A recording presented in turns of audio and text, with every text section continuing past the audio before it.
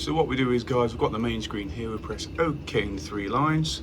We hold those down for 4 seconds. This will then bring up the service menu, and we go down all the way down to service functions, and at the top it will say reset service. Obviously I've just done this. Reset service, OK, yes, and then back to the main menu.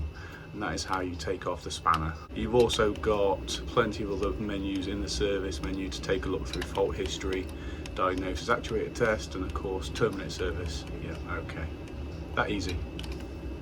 So that's how we do the service reset on the Viessmann vitodens B2HA49. I know sometimes it is a lot easier to just do a quick search online than it is actually to look through the Viessmann books. I know how difficult that can be, but that's how we get in the service menu, and you can also see that you can do some other little functions in there as well, especially the fault history. That is key. So I thought I'd do the video the other way around, so we just get straight into how we do it, and then a little speech afterwards, because I know you guys like to know exactly what we're doing straight away rather than looking through all the video and waiting for a bloody life story.